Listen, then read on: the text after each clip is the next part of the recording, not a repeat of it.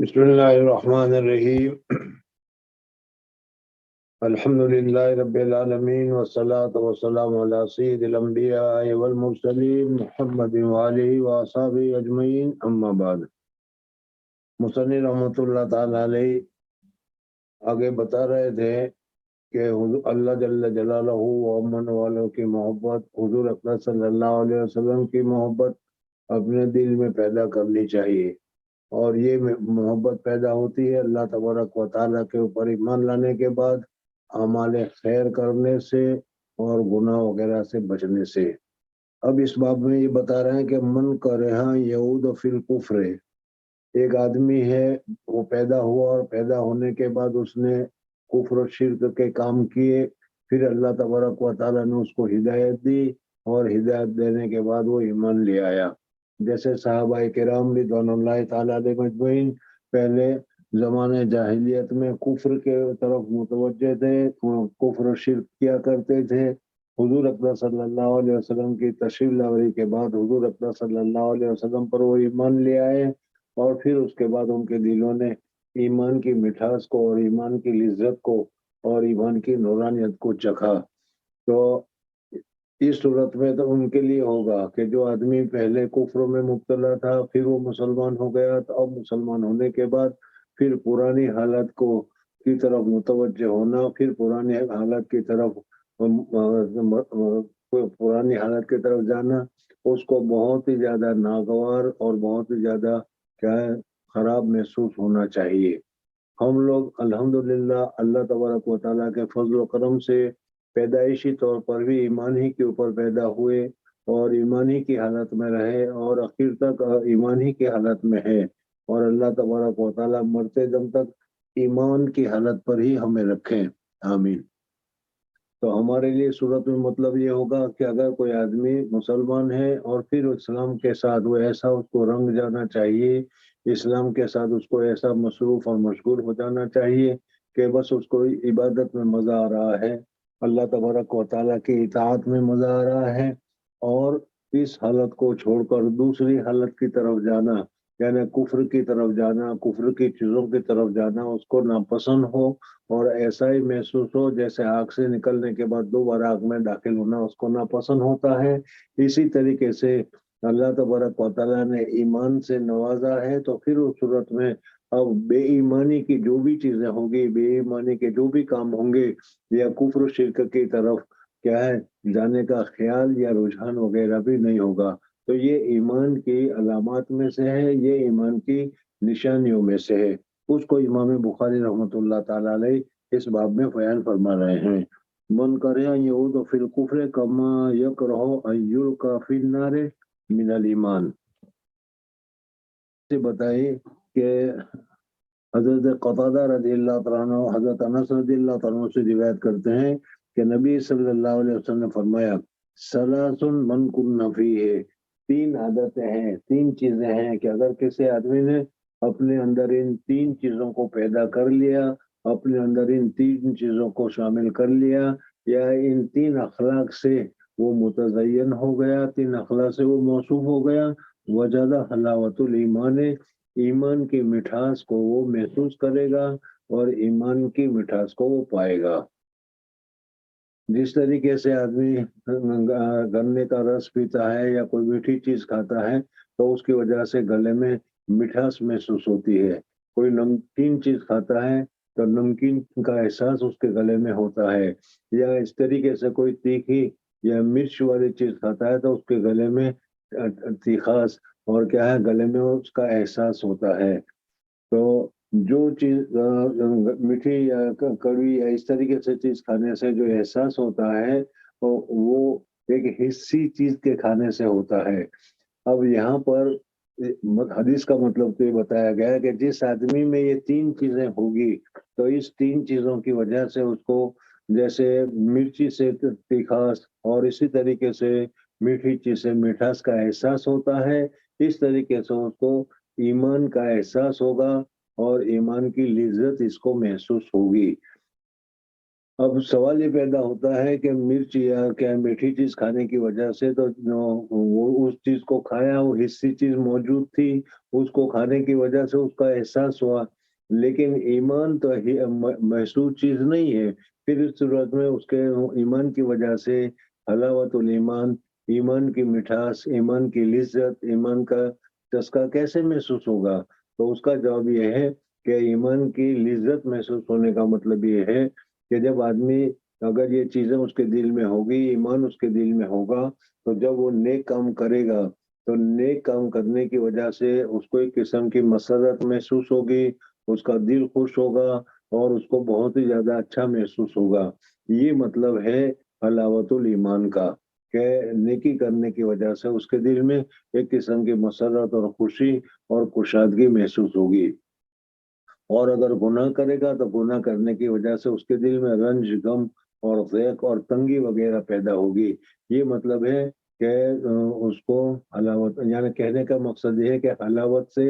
حلاوت حصی مراد ہے یا حلاوت مانوی مراد ہے؟ ظاہر بات ہے کہ شوگر وغیرہ میں، مٹھاس وغیرہ میں تو حلاوت حصی محسوس ہوتی ہے، لیکن چونکہ ایمان کی یہاں کوئی مخصوص حالت نہیں ہے،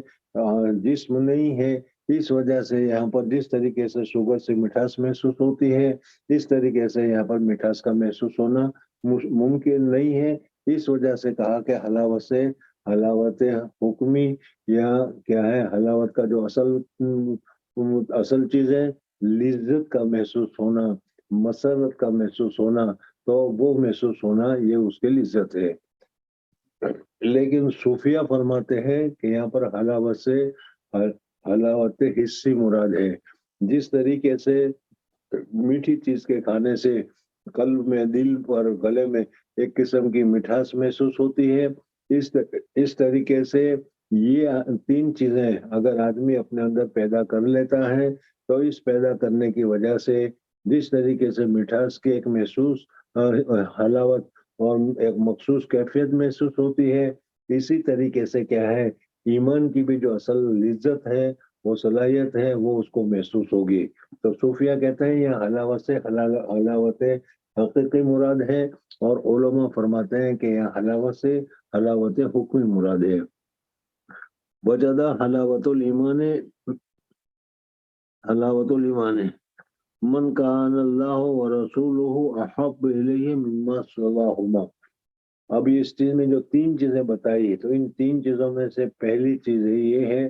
کہ سب سے زیادہ اپنے دل میں اللہ جل جلالہ و امن والوں کی محبت کو پیدا کرے،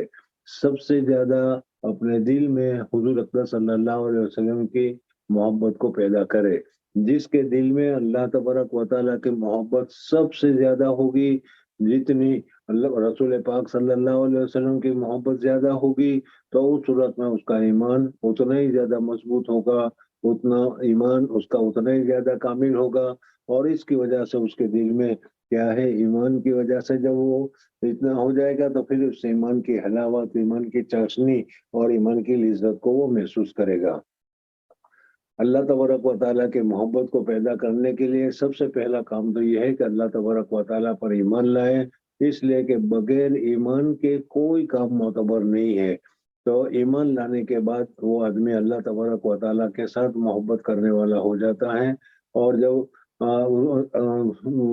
جب پھر اس صورت میں معمولات کی پابندی کرتا ہے، اللہ تبارک و تعالیٰ کے احکامات کی پابندی کرتا ہے اور گناہ سے بچتا ہے، تو گناہ سے بچنے کی وجہ سے اللہ تبارک و تعالیٰ کے اوپر جو ایمان لایا تھا، اس ایمان میں کیا ہے، مضبوطی آتی ہے، بڑھوتری ہوتی ہے، اور اللہ تبارک و تعالیٰ کی محبت بڑھتی رہتی ہے۔ اسی طریقے سے حضور اکرم صلی اللہ علیہ وسلم کی محبت کو بڑھانے کا راستہ یہی ہے کہ حضور اکرم صلی اللہ علیہ وسلم پر ایمان لائے، محمد الرسول اللہ صلی اللہ علیہ وسلم، حضور صلی اللہ علیہ وسلم پر ایمان لائے، اور حضور صلی اللہ علیہ وسلم پر ایمان لانے کے بعد حضور اکرم صلی اللہ علیہ وسلم کا جو طریقہ ہے، حضور اکرم صلی اللہ علیہ وسلم کی جو تہذیب ہے، حضور اقدس صلی اللہ علیہ وسلم کے جو تمدن ہے، یا دوسرے لفظوں میں حضور اقدس صلی اللہ علیہ وسلم کی جو سنتیں ہیں، وہ سنتوں کو تلاش کرتے ہر چیز میں اس سنت کے مطابق عمل کرنا شروع کریں، اور جتنا زیادہ حضور اقدس صلی اللہ علیہ وسلم کی سنتوں کی اتباع کی جائے گی،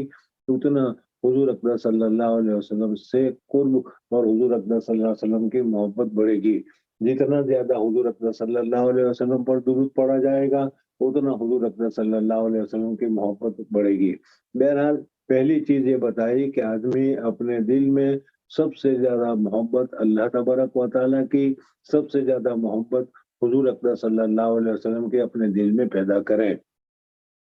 آج الحمدللہ اللہ جل جلالہ امن والوں کے فضل و کرم سے ہمارے دل میں اللہ تبارک و تعالیٰ کے محبت ہے، اس لیے کہ لا الہ الا اللہ ہم مانتے ہیں، اور حضور اقدس صلی اللہ علیہ وسلم کی بھی محبت ہے، محمد رسول اللہ۔ لیکن یہ محبت کیا ہے؟ بہت ہی کم ہے۔ اس کی جگہ پر دوسری چیزوں کی محبت، کبھی مال کی محبت، کبھی اقتدار کی محبت، کبھی پیسے کی، کبھی دنیا کی، یہ ساری چیزیں ہمارے دل میں پڑی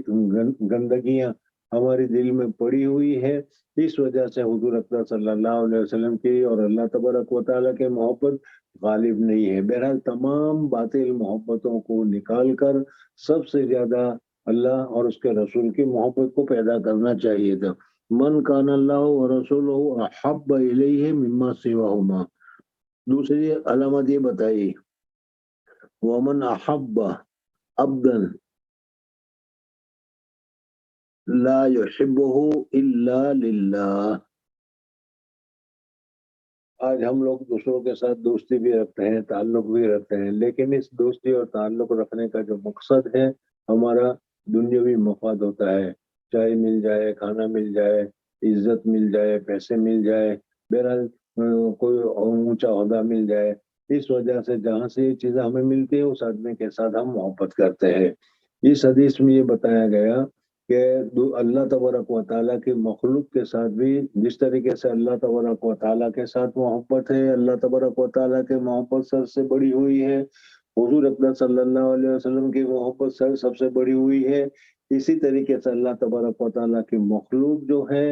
اس میں کوئی مسلمان غیر مسلم اس کا کوئی فرق نہیں ہے، بلکہ اللہ تبارک و تعالیٰ کا بندہ ہونا چاہیے، اللہ تبارک و تعالیٰ کی مخلوق ہونا چاہیے۔ تو کسی دوسرے انسان کے ساتھ جو اگر وہ محبت کرتا ہے تو محبت صرف لا یحبہ الا للہ، خالص اللہ کی وجہ سے محبت ہونی چاہیے۔ یعنی مجھے اس انسان کے ساتھ محبت ہے، کیوں؟ اس لیے کہ وہ مجھے کھلا رہا ہے۔ مجھے اس انسان کے ساتھ محبت ہے، کیوں؟ اس لیے کہ وہ میرا ابا ہے، میرا بیٹا ہے۔ اس آدمی کے ساتھ مجھے محبت ہے، کیوں؟ تاکہ اس کی وجہ سے مجھے پیسے مل رہے ہیں۔ تو یہ سب کے سب جو محبت ہے وہ کیا ہے؟ مطلب کی ہے اور بیکار کی ہے۔ یہ اس محبت سے یا اتنی محبت سے اللہ تبارک و تعالیٰ کی رضا حاصل نہیں ہوتی۔ لیکن اگر کوئی آدمی کسی دوسرے کے ساتھ محبت کرتا ہے اور محبت اس وجہ سے کرتا ہے کہ یہ اللہ کا بندہ ہے، یہ اللہ کا نیک بندہ ہے، مجھے اس کے ساتھ محبت ہے اس وجہ سے کہ یہ اللہ تبارک و تعالیٰ کا نیک بندہ ہے، اللہ تبارک و تعالیٰ کے مخلوق ہے، اللہ تبارک و تعالیٰ نے اس کو پیدا کیا ہے، اس وجہ سے مجھے اس کے ساتھ اچھا معاملہ کرنا چاہیے، مجھے اس کے ساتھ اچھا برتاؤ کرنا چاہیے۔ جیسا کہ اس عورت نے اس کتے کے ساتھ جس کو بہت زیادہ پیاس لگی تھی اور اس کو کیا ہے محبت کر کے اس کو پانی پلا دیا، اللہ تبارک و تعالیٰ نے اس پر مغفرت فرما دی۔ تو کہنے کا مقصد یہ ہے کہ پہلے تو اپنے دل میں اللہ اور اس کے رسول کی محبت کو دوسری تمام محبتوں سے زیادہ، سب سے زیادہ محبت دل میں اللہ کی ہونی چاہیے، اللہ کے رسول کی ہونی چاہیے۔ اور اس کے بعد یہ بتایا کہ اللہ تبارک و تعالیٰ کے مخلوق کے ساتھ تمہاری محبت ہو، لیکن یہ مخلوق کے ساتھ محبت جو ہے کسی مقصد کی وجہ سے نہ ہو، بلکہ للہ ہونی چاہیے۔ کسی کے ساتھ دشمنی ہو تو دشمنی نفسانی طور پر نہیں ہونی چاہیے، بلکہ دشمنی للہ ہونی چاہیے۔ یہ آدمی ہمیں پسند نہیں ہے اس وجہ سے کہ یہ اللہ تبارک و تعالیٰ کی نافرمانی کرتا ہے، یہ شراب پیتا ہے، یہ زنا کرتا ہے، تو چونکہ وہ زنا کرتا ہے خدا کی نافرمانی کر رہا ہے، شراب پی رہا ہے خدا کی نافرمانی کر رہا ہے، اس وجہ سے یہ آدمی ہمیں پسند نہیں ہے۔ کل کو اگر اس نے یہ چھوڑ دیا تو پھر ہم اس کے ساتھ اس محبت کا وہی تعلق رکھیں گے جو دوسرے کے ساتھ تعلق ہوتا ہے۔ تو ان تمام محبتوں کو حب فی اللہ اور بغض فی اللہ سے تعبیر کیا جاتا ہے۔ آج کل ہمارا مسئلہ تو بالکل الٹا ہو گیا ہے کہ ایک مرتبہ ہم نے کسی آدمی کے ساتھ دشمنی کر لی، ایک مرتبہ اس آدمی کو ہم نے ناپسند کر لیا، یا اس آدمی کو ہم نے اس کو اچھا نہیں سمجھا، چاہے وہ ہزاروں حج کر کے آ جائے، ہزاروں توبہ کر لیں، ہمارے نزدیک وہ توبہ اس کی کوئی بھی مقبول نہیں ہے، توبہ کے بعد بھی وہ اچھے درجے پر نہیں پہنچے گا، بلکہ ہم یہی کہیں گے کہ 100 چوہے کھا کے بلی حج کو چلی۔ تو اس وجہ سے ہم اس کے ساتھ دشمنی کرتے رہتے ہیں، یہ صحیح نہیں ہے۔ اصل طریقہ یہ ہے کہ کسی کے ساتھ اگر دوستی ہو تو مقصد کی وجہ سے، مطلب کی وجہ سے نہ ہو، بلکہ یہ دوستی للہ ہو۔ اللہ تبارک و تعالیٰ نے اس کے ساتھ دوستی کا حکم دیا ہے، اس وجہ سے ہم دوستی کرتے ہیں، یا یہ چونکہ اللہ تبارک و تعالیٰ کا دوست ہے، اللہ تبارک و تعالیٰ کا محبوب ہے، اس وجہ سے ہم اس کے ساتھ محبت رکھتے ہیں۔ اور یہ اللہ تبارک و تعالیٰ کا مقبوض بندہ ہے، گنہگار بندہ ہے، اس وجہ سے ہم اس کے ساتھ نفرت کرتے ہیں۔ تو یہ کیفیت اور یہ چیزیں ہونی چاہیے۔ تو 3 چیزیں بتائی کہ جس آدمی کے دل میں یہ 3 چیزیں ہوگی، وجدہ حلاوت الایمان، ایمان کی لذت کو، ایمان کی حلاوت کو، ایمان کے کیا ہے مٹھاس کو وہ محسوس کرے گا۔ پہلا تو یہ ہے کہ اپنے دل میں سب سے زیادہ محبت اللہ کی ہو، سب سے زیادہ محبت رسول کی ہو، اور دوسرا کسی آدمی کے ساتھ اگر وہ دوستی رکھتا ہے تو وہ دوستی لوجہ اللہ ہے، اللہ ہی کے لیے اس کے ساتھ دوستی ہے، اللہ ہی کی وجہ سے اس کے ساتھ محبت ہے، دشمنی ہے تو بھی اللہ تبارک و تعالیٰ ہی کی وجہ سے ہے۔ الحب فی اللہ اور البغض فی اللہ جس کو کہا جاتا ہے۔ تو ومن احب عبدا لا يحبه الا للہ، ومن تیسری چیز اب یہاں سے ہی بتائی، ومن یکرہ ان یعود فی الکفر بعد ان انقذہ اللہ کما یکرہ ان یلقى فی النار۔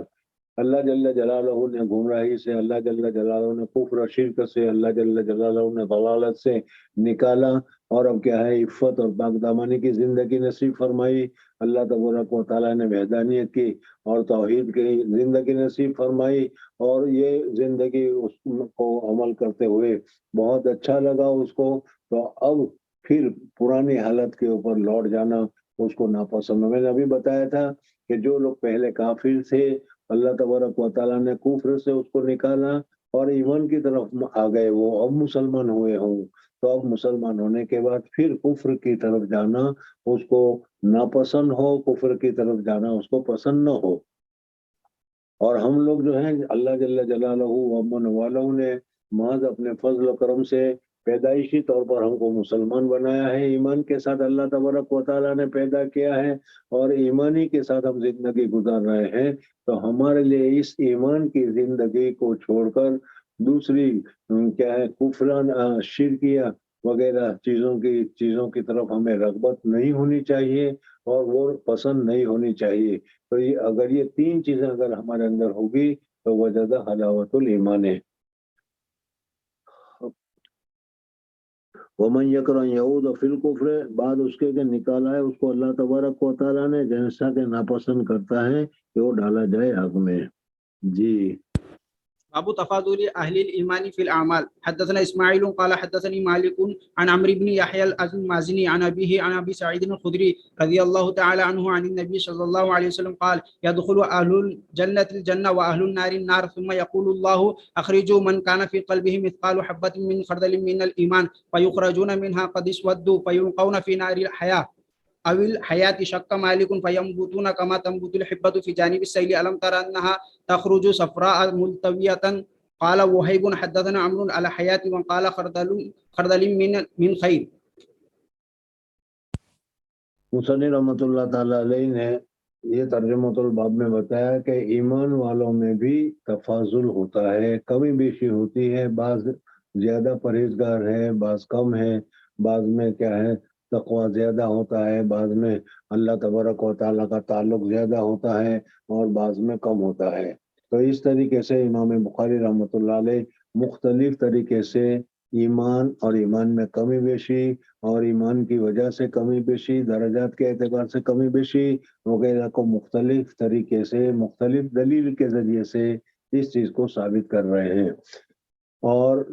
مرجئہ کا رد فرما دیتے ہیں۔ وہ یہ فرماتے ہیں کہ ایمان کیا ہے، بسیط ہے اور اس میں نہ کمی ہو سکتی ہے نہ زیادتی ہو سکتی ہے۔ امام ابو حنیفہ رحمۃ اللہ علیہ بھی یہی فرماتے ہیں، لیکن میں نے پہلے بتا دیا تمہیں کہ امام ابو حنیفہ رحمۃ اللہ تعالی علیہ نے جو مرجئہ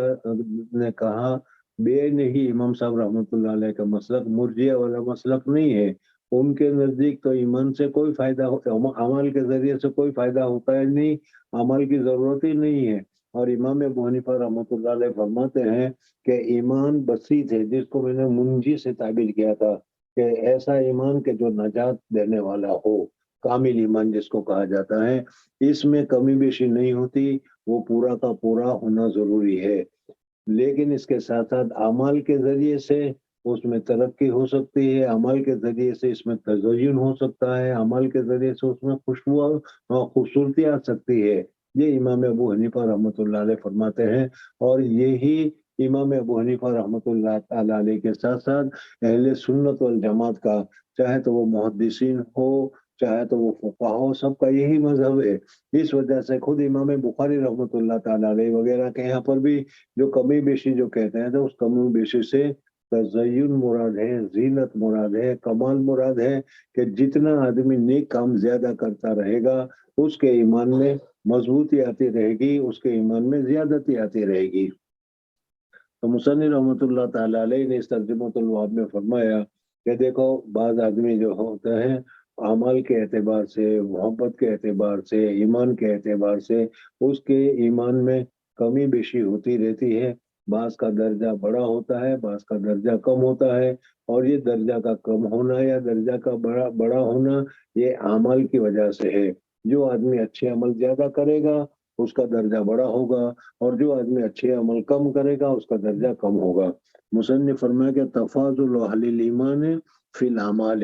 اعمال ہی کی وجہ سے ایمان والوں میں کمی بیشی تفاضل ہوتا ہے، فضیلت ہوتی ہے۔ جس کے اعمال اچھے ہو اس کا درجہ بڑا ہوتا ہے، جس کے عمل کم ہو تو گویا کہ اعمال کی ضرورت ہے۔ مرجئہ جس کو عمل کی ضرورت محسوس نہیں کرتے اور وہ کہتے ہیں کہ عمل کی ضرورت نہیں ہے، امام بخاری رحمۃ اللہ تعالی علیہ اس ترجمۃ الباب سے ان کے اوپر رد کرنا مقصود ہے۔ حدیث جو ذکر کی وہ حضرت ابو سعید خدری رضی اللہ تعالیٰ عنہ کی حدیث ہے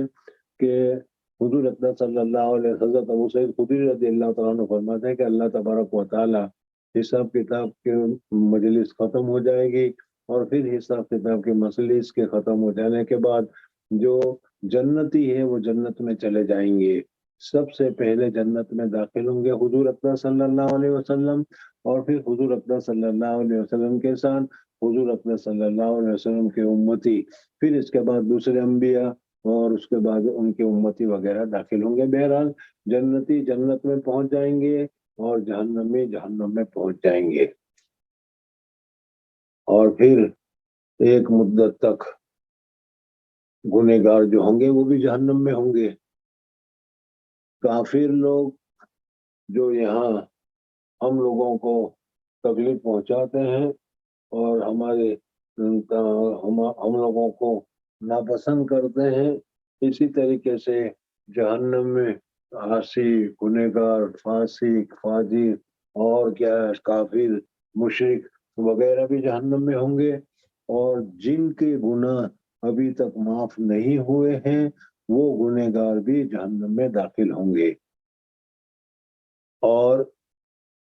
داخل تو ہوں گے لیکن دونوں کا مقصد الگ ہوگا۔ کافر کو تو داخل کیا جائے گا وہ سزا کی وجہ سے، جیسے ایک آدمی ہوتا ہے قید خانے میں ہوتا ہے، اس کو قید میں رکھا گیا ہے، لیکن اس کو جو قید میں رکھا گیا ہے وہ اس کے گناہ کی وجہ سے، اس کے کرتوت کی وجہ سے اس کو سزا کے طور پر رکھا گیا ہے، اور دوسرا آدمی جو ہے وہ اس کو کیا ہے ٹیمپروری اور تحقیقات کی وجہ سے اس کو جیل میں ڈالا گیا ہوا ہوتا ہے، تو دونوں میں فرق ہوتا ہے۔ تو اسی طریقے سے جو لوگ کفر اور شرک کے اوپر مرے ہیں کہ जिसके मुतालिक अल्लाह तबारक व तआला ने फरमाया है, इन अल्लाह ला यगफिरु अन युश्रक बिही व यगफिरु मा दून ज़ालिक। जो आदमी शिर्क करेगा, जो आदमी कुफ्र करेगा, अल्लाह तबारक व तआला के वहदानियत को नहीं मानेगा, चाहे किसी किस्म के अल्लाह की ज़ात के साथ या अल्लाह की सिफात के साथ जो शिर्क करेगा, अल्लाहुम्मा हफ़िज़ना, अल्लाह ताला हमारी हिफाजत फरमाए शिर्क और शिर्क के तमाम अक़साम से। बहरहाल अल्लाह तबारक व तआला जो आदमी अल्लाह तबारक व तआला की वहदानियत का कायल होगा, अल्लाह तबारक व तआला के वहदानियत के ऊपर अमल करेगा, अल्लाह तबारक व तआला उसको जन्नत में दाखिल करेंगे। और अगर कोई आदमी शिर्क करेगा तो उस शिर्क के लिए कोई भी सिफारिशी हो, अल्लाह तबारक व तआला ने पहले ही से ऐलान कर दिया है कि मेरे यहाँ दूसरे तमाम गुनाहों की माफ़ी है, मेरे यहाँ दूसरे तमाम गुनाहों से माफ़ी देने का मामूल है। लेकिन जो आदमी कुफ्र और शिर्क करेगा, अल्लाह तबारक व तआला के यहाँ उसकी माफ़ी का सवाल ही पैदा नहीं होता। अल्लाह तबारक व तआला के साथ कुफ्र करने वाला, अल्लाह तबारक व तआला के साथ शिर्क करने वाले को अल्लाह तबारक व तआला माफ़ नहीं करेंगे, चाहे तो वो नबी का बेटा हो, चाहे तो वो नबी का बाप हो, चाहे तो वो नबी का चचा हो, चाहे तो वो नबी की बीवी हो, कोई भी हो। अगर कुफ्र और शिर्क वगैरह में मुब्तला हो गए तो फिर उस सूरत में उसकी माफ़ी नहीं होगी। अल्लाह तबारक व तआला कुफ्र और शिर्क को तो कभी माफ़ नहीं करेंगे। कुफ्र और शिर्क के अलावा जो दूसरे गुनाह है, नमाज नहीं पढ़ी होगी और इसके अलावा क्या है, दूसरे जो गुनाह है, चाहे वो गुनाह सगीरा हो, चाहे तो वो गुनाह कबीरा हो। गुनाह सगीरा तो अल्लाह तबारक व तआला बगैर तौबा के भी माफ करते रहते हैं। इन्नल हसनात युज़हिबुस सय्यात, हसनात करने की वजह से भी अल्लाह तबारक व तआला, नेकियां करने की वजह से, वुजू करने की वजह से, नमाज पढ़ने की वजह से अल्लाह तबारक व तआला गुनाह को माफ करते रहते हैं। वो सारे के सारे सगाइर है। कबाइर को अल्लाह तबारक व तआला तौबा करने से माफ करते हैं। अगर आदमी सच्ची तौबा करे तो सच्ची तौबा करने की वजह से अल्लाह तबारक व तआला उसके गुनाह को माफ कर देते हैं, चाहे वो गुनाह की तादाद कितनी भी हो। अल्लाह तबारक व तआला के सामने अगर हमने आजिज़ी इख्तियार की, तौबा की, तो तौबा करने की वजह से अल्लाह तबारक व तआला गुनाह की मग़फ़िरत फरमा देंगे। लेकिन मुश्किल ये है कि हम गुनाह तो कर लेते हैं, लेकिन उस गुनाह की तरफ, तौबा करने की तरफ हमारी तवज्जो नहीं होती, या तो नफ्स उसकी तरफ मुतवज्जे नहीं होता, या तो शैतान वर्गलाता है और कहता है कि अभी क्या है तौबा करने की ज़रूरत, बाद में कर देना। बहुत सी मर्तबा तुमने सुना भी होगा, देखा भी होगा, बल्कि बाद मर्तबा हम किसी को कहते हैं कि चलो भाई तुम हज के लिए चलो, बहुत अच्छा मौका है। तो वो कहता है कि यार अभी तो नहीं चलते, अभी तो जवानी का मौका है, बूढ़े हो जाएंगे, सब गुनाह वगैरह से तौबा करेंगे, उस वक्त चलेंगे। यानी उसके लिए भी गोया के औकात की वो इंतजार करता रहता है। तौबा करने के लिए कहो तो अभी नहीं, मरने से पहले तौबा कर लेंगे। और फिर उसके बाद क्या है, भूल जाता है, या अल्लाह तबारक व तआला की तरफ से, शैतान की तरफ से उसको भुला दिया जाता है और बगैर तौबा के आदमी का इंतकाल हो जाता है। बहरहाल अब उसके ज़िम्मे गुनाह है, गुनाह लेकर दुनिया से गया है। अब अल्लाह तबारक व तआला उस गुनाह के लिए या तो हुज़ूर सल्लल्लाहु अलैहि वसल्लम की सिफ़ारिश, या अल्लाह ताला चाहेंगे तो किसी न किसी सिफ़ारिश से, किसी न किसी की मग़फ़िरत से उसकी मग़फ़िरत हो जाएगी। लेकिन अगर किसी वजह से अल्लाह तबारक व तआला ने मग़फ़िरत नहीं की, गुनाह को माफ़ नहीं किया, तो फिर उस सूरत में ऐसा आसी, पुरमासी, गुनहगार बंदा जो है, वो जहन्नम में जाएगा और जहन्नम में उसको जलना पड़ेगा। जहन्नम में जाएगा तो अल्लाह तबारक व तआला जहन्नम को कह देंगे कि देखो ये बंदा मेरा ईमान वाला है, इसके मौज़े सुजूद, सिजदे में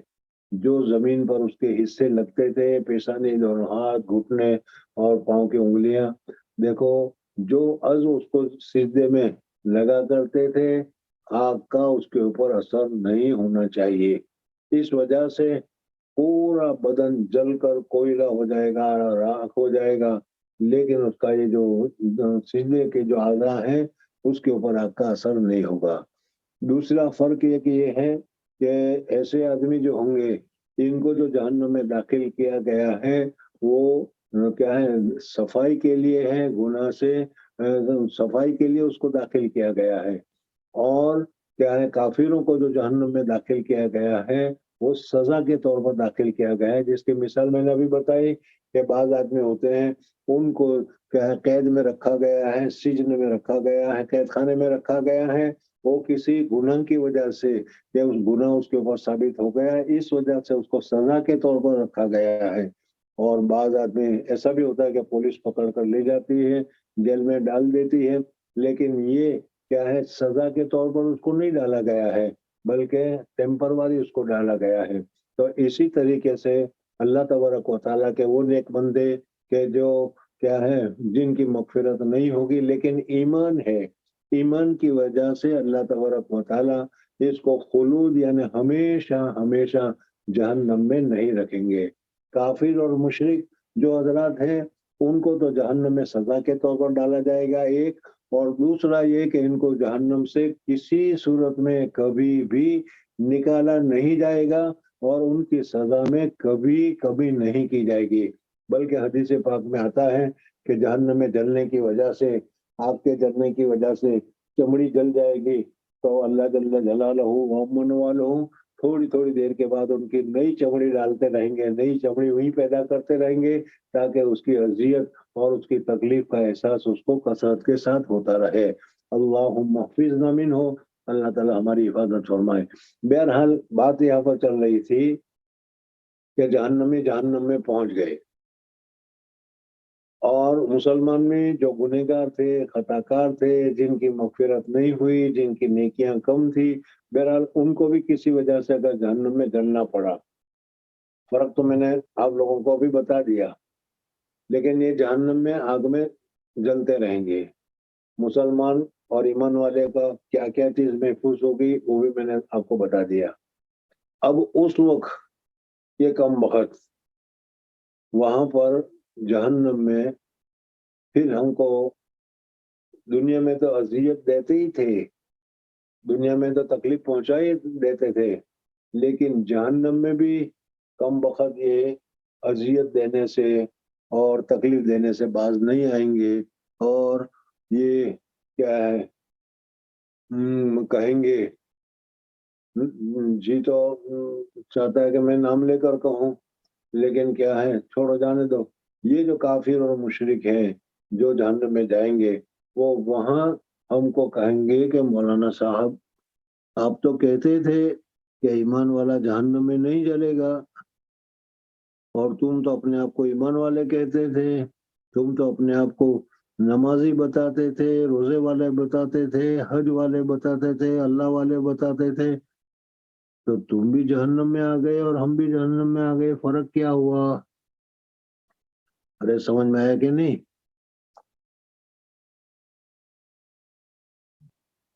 اللہ جل جلالہ ومن واصل میں جو ہماری مدت تھی وہ مدت پوری ہونی شروع ہو جائے گی، اور جہنم سے نکلنے کا وقت بھی آ جائے گا، تو اسباب کے درجے میں اس قسم کی صورتیں اور اس قسم کی حالتیں پیدا ہوگی۔ اب اللہ جل جلالہ ومن والوں کی رحمت میں جوش آئے گا، اور اللہ تبارک و تعالی پھر فرمائیں گے کہ جس کے دل میں 1 کلو ایمان ہے، جس کے دل میں 1.25 کلو ایمان ہے، جس کے دل میں ½ کلو ایمان ہے، جس کے دل میں پاؤسیر ہے، چھٹانک ہے، لوٹانک ہے، ایمان ہے، ان کو جہنم سے نکالنا شروع کرو، اور جہنم سے وہ فرشتے ان کو چھانٹ کر پہچان لیں گے سجدے کی علامت کی وجہ سے، اللہ جل جلالہ ان سب کو جہنم سے نکالیں گے۔ جہنم سے نکالنے کے بعد وہاں پر ایک چشمہ ہوگا، وہ پانی ہوگا، اس پانی میں سب کو ڈالا جائے گا، تو جس طریقے سے اناج کے دانے کو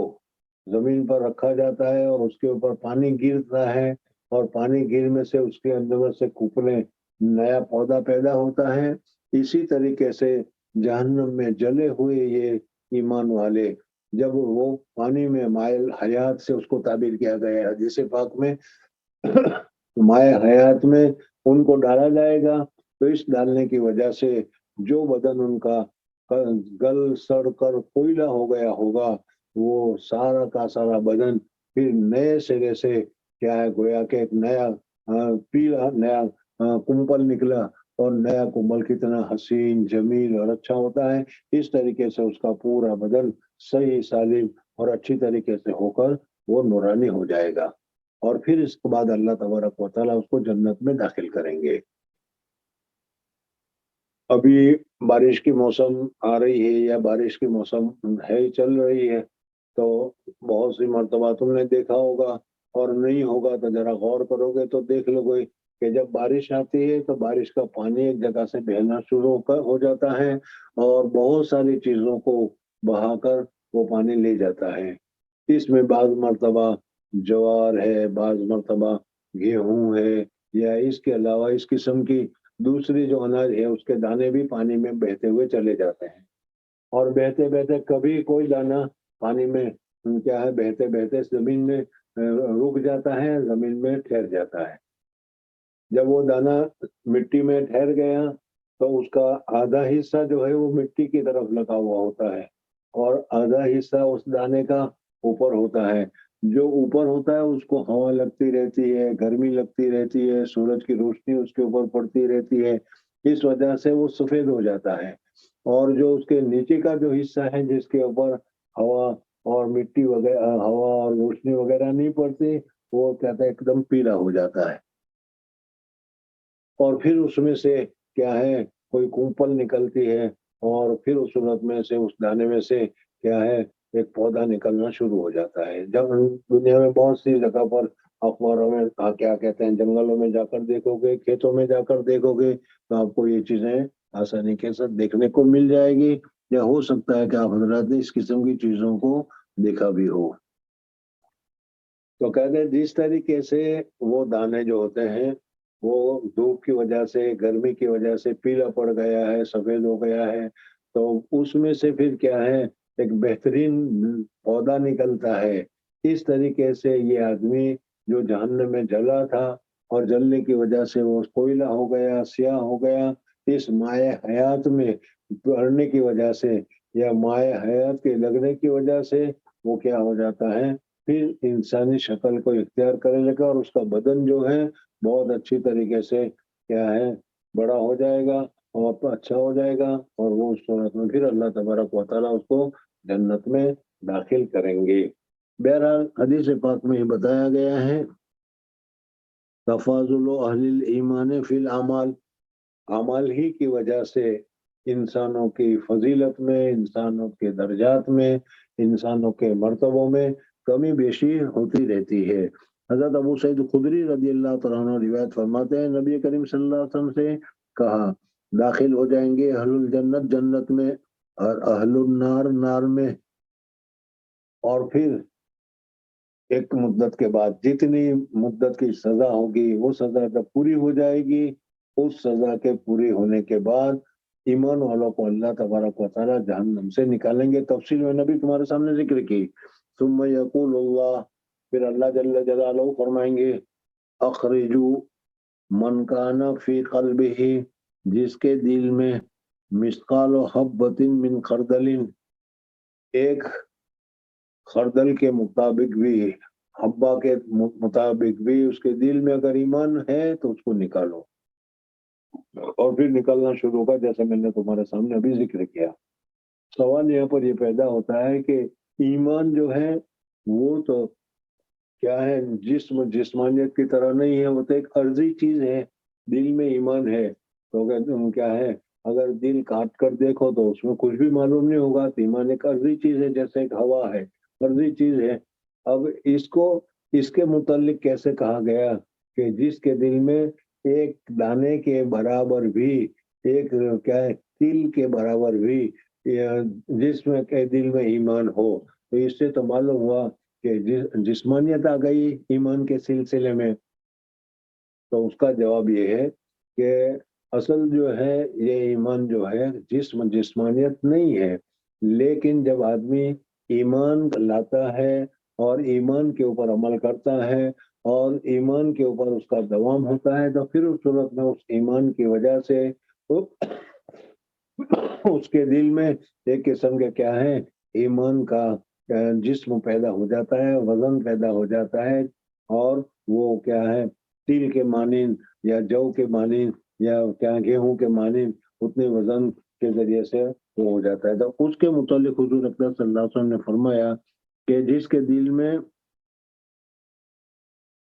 نبی سے خود ہی داخل ہوں گے اہل جنت جنت میں اور جہنمی جہنم میں داخل ہوں گے، پھر کہے گا اللہ تبارک و تعالی نکالو جس کا من کا نفی قلب، جس کے دل میں ایک مثقال حبہ من خردل من ایمان، ایمان کا اگر ایک حبے کے برابر بھی، ایک تیل کے برابر بھی، خردل کے برابر بھی مانو نہیں، فیخرجون منہا،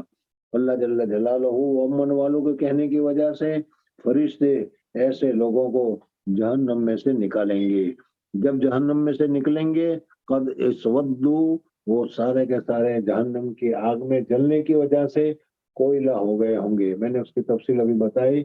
کہ جو نمازی آدمی ہیں، نماز پڑھتے ہیں، اس نماز پڑھنے کی وجہ سے اللہ تعالیٰ کے حضور میں سجدہ میں جانے کی وجہ سے سجدہ اور ہاتھ وغیرہ یہ اللہ تبارک و تعالیٰ کو بہت ہی محبوب ہو جاتے ہیں۔ اس وجہ سے اللہ تبارک و تعالیٰ جہنم کو کہے گا کہ میرے اس بندے کے اعضائے سجود جو ہے اس کو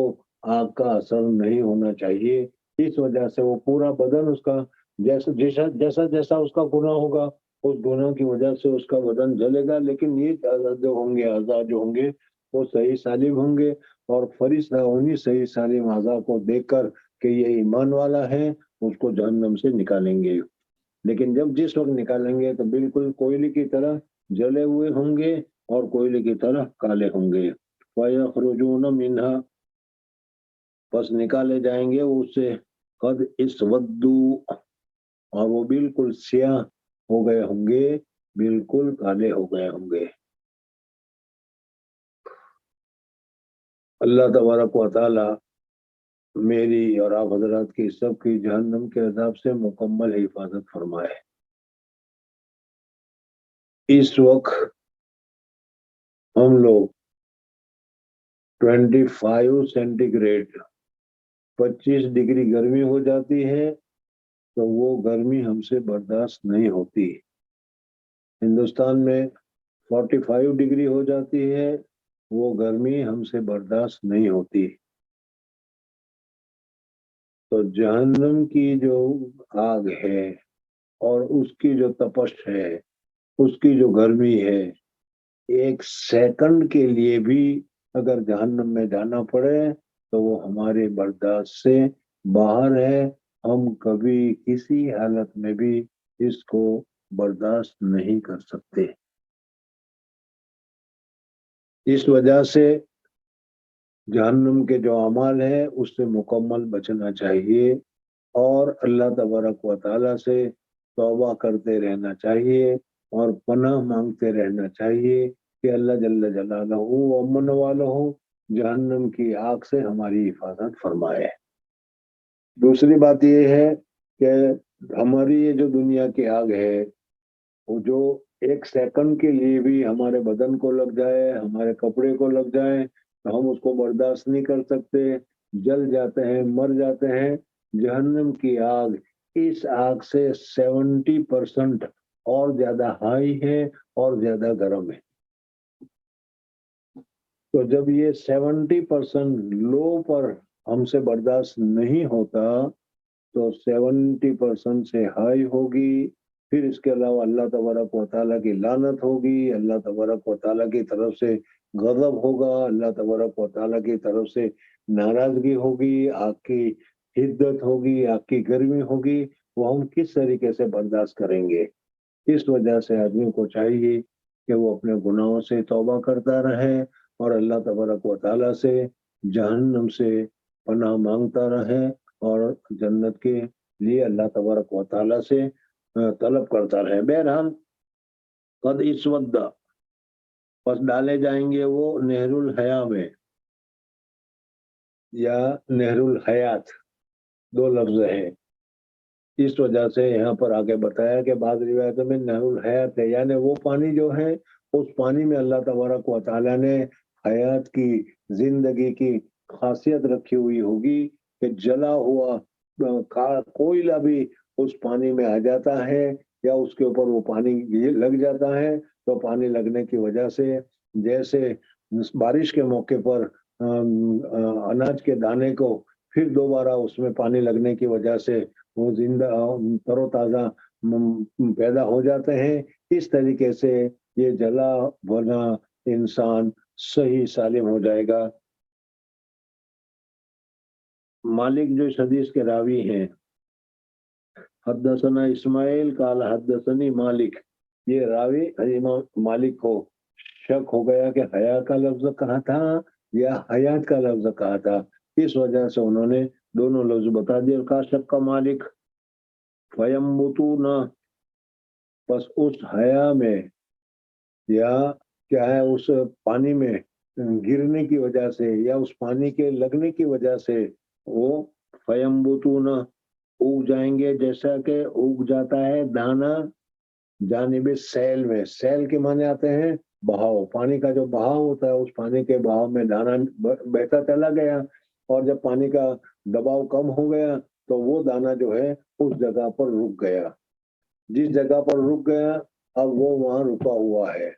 دانا زمین پر پڑا ہوا ہے، اب اس کے اوپر دھوپ بھی آ رہی ہے اور کیا ہے ہوا بھی لگ رہی ہے، گرم ہوا بھی لگ رہی ہے، جس کی وجہ سے اوپر کا جو حصہ ہے وہ یلو، وائٹ یا اس قسم کے کلر کا ہوگا، اور نچلا حصہ، اس دانے کا نچلا حصہ ہے، اس کو اٹھا کر تم دیکھو گے تو وہ یلو اور پیلا ہو گیا ہوگا،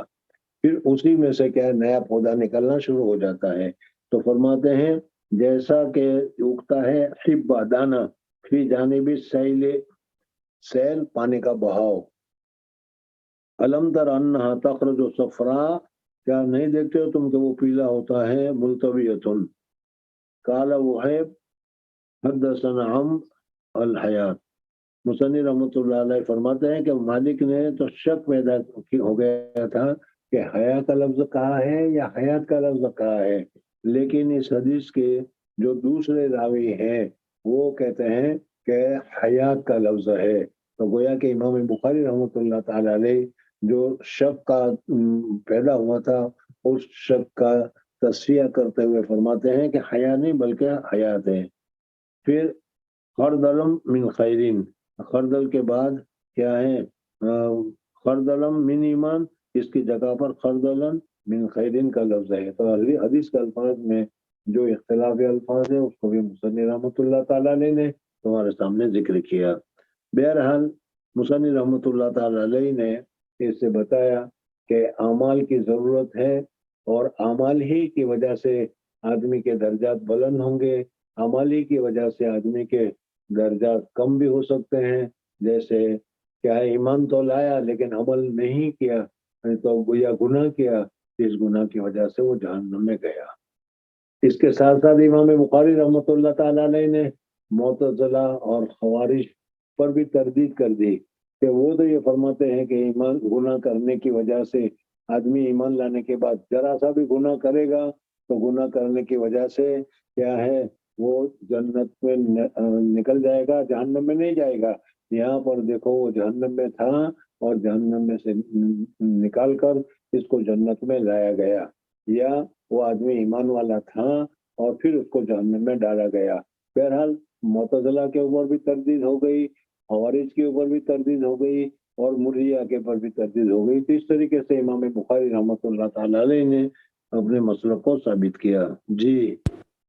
حدثنا محمد بن عبيد الله قال حدثنا ابراهيم بن سعد عن صالح عن ابن شهاب عن ابي امامه بن سهل بن حنيف انه سمع ابا سعيد الخدري رضي الله تعالى عنه يقول قال رسول الله صلى الله عليه وسلم بين انا نائم رايت الناس يعرضون علي وعليهم قمص منها ما يبلغ الثدي ومنها ما دون ذلك، فعرض علي عمر بن الخطاب وعليه قميص يجره، قالوا فما اولت ذلك يا رسول الله؟ قال الدين۔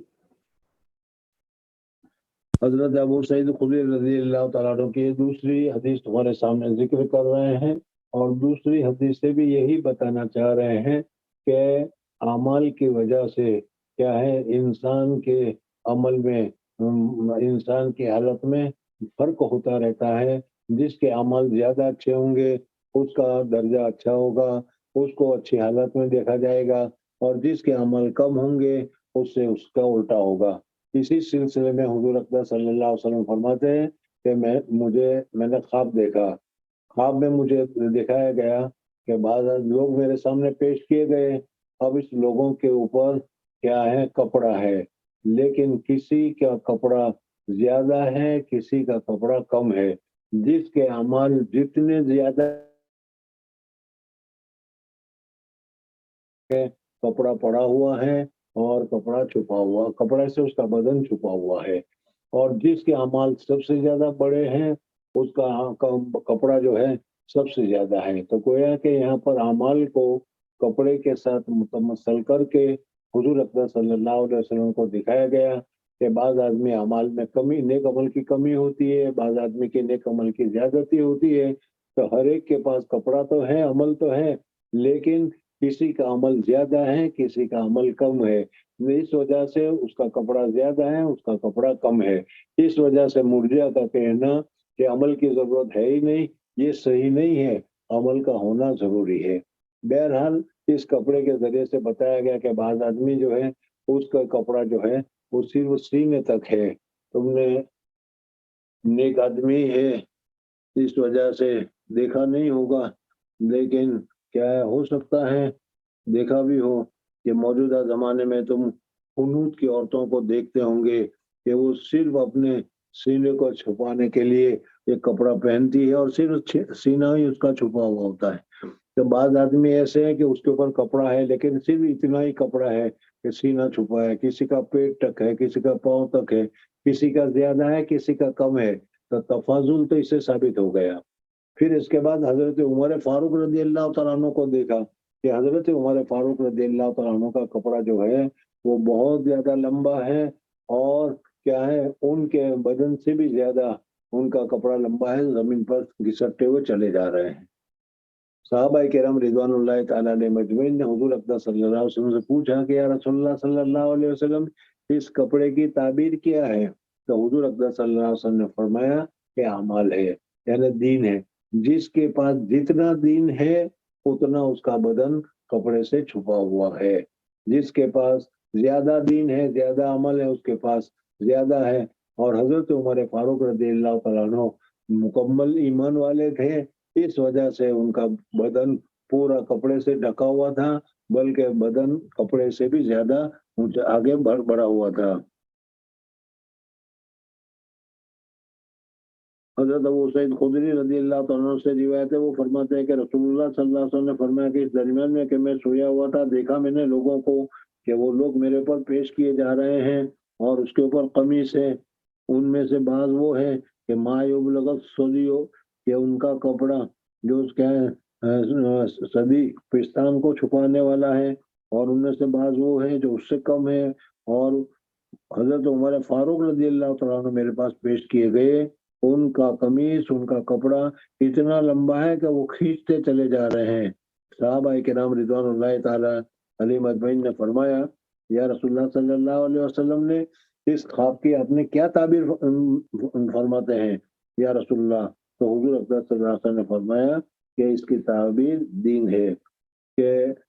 کسی کا دین زیادہ ہے, کسی کا دین کم ہے. مصنف رحمۃ اللہ تعالیٰ علیہ کی ایک عادت میں نے پہلے تمہارے سامنے ذکر کی تھی کہ دین, اسلام اور ایمان, یہ تینوں امام بخاری رحمۃ اللہ تعالیٰ علیہ کے نزدیک کیا ہے, ایک ہی الفاظ کے مختلف معنی ہیں. اس وجہ سے ایک دوسرے کے اوپر اس کا اطلاق فرماتے ہیں. تو گویا کہ یہ اس کا ایمان ہے, اس کا دین ہے. ترجمۃ الباب سے یہ ثابت ہو گیا کہ ایمان میں کمی بیشی ہوتی ہے. دیکھو یہ کپڑے جو ہیں اس کے ذریعے سے بتایا گیا, کسی پر تھوڑا سا کپڑا ہے, کسی پر زیادہ ہے. بہرحال کمی بیشی کا ثبوت اس کے ذریعے سے ہو گیا. جی باب الاحياء من الايمان. حدثنا عبد الله بن يوسف قال اخبرنا مالك بن انس عن ابن شهاب عن سالم بن عبد الله عن ابيه ان رسول الله صلى الله عليه وسلم مر على رجل من الانصار وهو يعيد اخاه في الحياء فقال رسول الله صلى الله عليه وسلم دعه فان الحياء من الايمان. मुसन्निफ रहमतुल्लाह ताला अलैह बताते हैं अल-हया मिन अल-ईमान, हया भी ईमान में से है। हया किसे कहते हैं, हया का क्या हुक्म है, करनी चाहिए नहीं करनी चाहिए, उसको इससे पहले मैं तुम्हारे सामने जिक्र कर चुका हूँ। बहरहाल हया एक दिली जज्बा है कि उस जज्बे की वजह से आदमी बाज मर्तबा काम करने के लिए तैयार हो जाता है और बाज मर्तबा काम करने से रुकता है, अच्छे काम करने के लिए तैयार हो जाता है। और हया अगर दिल में है तो उससे गाली देने से, किसी कोई गुनाह के करने से वो रुक जाता है। शर्म आती है कि मैं गुनाह करूंगा तो लोग क्या कहेंगे, मैं ये गुनाह करूंगा मेरे घर वाले क्या कहेंगे, मैं ये गुनाह करूंगा तो अल्लाह तबारक व तआला क्या करेगा। तो ये हया जो है, ये हया ये क्या है, होनी चाहिए। और इस हया की वजह से आदमी, एक ऐसा जज्बा है कि जिसकी वजह से आदमी काम करने के ऊपर उसको उकसाते हैं और उसके जरिए से अच्छे काम को करते हैं, या बुरे काम करने से रोकते हैं और बुरे काम करने से उसको वो रोक देती है। इसको हया से ताबीर किया गया। बहरहाल हुजूर अकबर सल्लल्लाहु अलैहि वसल्लम ने फरमाया हया बहुत ही अच्छी चीज है, इस वजह से हया करनी चाहिए। हया एक फितरी चीज है, समझ में आ गया। और इस फितरी चीज को यानी पैदाइशी चीज है, हर एक इंसान के अंदर में पैदाइशी तौर पर होती है। फिर उसके बाद जैसे इंसान फितरी तौर पर ईमान के साथ पैदा होता है, लेकिन फिर अबवाहु युहव्विदानिही औ युनस्सिरानिही औ युमज्जिसानिही कि फिर उसके घर वाले माहौल उसको नसरानी या यहूदी बना देते हैं। इसी तरीके से फितरी तौर पर आदमी हया को लेकर पैदा होता है, लेकिन फिर आदमी खुद ब खुद इस हया को छोड़कर बेहया बन जाता है और हया को छोड़ देता है। और फिर हम कहते हैं कि बेहया बाश व हर्च खाई कुन, बेहया हो जाओ और जो चाहे कहो। इस वजह से शर्म अगर होगी तो लोगों से शर्म की वजह से, जमात के साथ शर्म की वजह से या ईमान की वजह से वो आदमी क्या है, गुनाह से रुकेगा। लेकिन अगर हया ही नहीं है तो फिर क्या है, जो चाहे करो, गैरत की बात नहीं, गधे की तरह। बहरहाल हया तभी भी होती है, और मैं कहता हूँ हया तभी ही की मिसाल बयान करना चाह रहा था कि देखो एक औरत है और वो मुसलमान भी नहीं, काफिर है, मुशरिक, लेकिन उसके बावजूद अपना बदन को खोलना दूसरे के सामने उसके लिए क्या है, माने होगा और उसको शर्म आएगी। तो मालूम हुआ कि हया ईमान के साथ नहीं, बल्कि तभी तौर पर अल्लाह तबारक व तआला ने हर एक में शर्म रखी है। और वो शर्म का इसी वजह से बहुत सारी औरतों को तुमने देखा है, जब वो पर्दा तो नहीं करती लेकिन वो घूंघट करती है, और घूंघट करने की वजह से वो गोया के पर्दे में रहती है गैर मुस्लिम होने के बावजूद। तो ये वो हया तभी है जो अभी उनके दिलों में मौजूद है। खुद हमारे ज़माने में इब्तिदा में जो हालत थी वो ये थी कि मर्द शादी करने के बाद अपने बाप दादा के सामने, अपने घर वालों के सामने, अपनी बीवी के साथ बात करते हुए भी शर्माया करता था। और अब ये हालत आ गई, एक ज़माना आ गया कि क्या है, बस कुछ न पूछो। तो ये हया की कमी की वजह से है। बहरहाल अल हया मिनद दीन मिनल ईमान, जो आदमी जिसके दिल में ईमान होगा, जो आदमी अगर ईमान है तो जाहिर बात है उसको अल्लाह तबारक व तआला से शर्म आएगी, अल्लाह के रसूल से शर्म आएगी, अल्लाह के हुक्म की खिलाफवर्जी करते हुए वो शर्माएगा, अल्लाह तबारक व तआला के अहकामात पर अमल करने के लिए वो तैयार हो जाएगा। ये अल हयाउ मिनल ईमान, ईमान वाले के दिल में हया होती है। और ये हया कमी बेशी भी होती है, इस वजह से कमी बेशी भी मालूम हो गई। और हया का मुफीद होना भी मालूम हो गया कि हया की वजह से आदमी नेक काम करने के लिए तैयार हो जाता है, और क्या है, हया की वजह से बुरे काम करने से वो रुकता है। अल हयाउ मिनल ईमान। हजरत अब्दुल्लाह ابن عمر رضی اللہ تعالیٰ عنہ روایت بیان کرتے ہیں کہ رسول اللہ صلی اللہ علیہ وسلم گزرے ایک آدمی کے اوپر انصار میں سے حضور اکرم صلی اللہ علیہ وسلم مدینہ منورہ میں کہیں جا رہے تھے، کسی محلے میں سے گزر رہے تھے، تو ایک انصاری مرد تھا، وہ اپنے بھائی کو کہہ رہا تھا کہ یار تو کتنی شرم کرتا ہے، اتنی زیادہ شرم نہیں کرنی چاہیے، شرم کو چھوڑ دو۔ حضور اکرم صلی اللہ علیہ وسلم نے فرمایا کہ ارے بھائی شرم کو مت چھوڑاؤ، شرم تو بہت اچھی چیز ہے، جتنی زیادہ شرم ہوگی، جتنی زیادہ حیا ہوگی، اتنا ہی زیادہ مفید ہوگا۔ اس وجہ سے اپنے بھائی کو شرم چھوڑنے کا مت کہو، حیا کا کہو کہ حیا پیدا ہو جائے۔ وہ یعظ اخاہ فی الحیاء،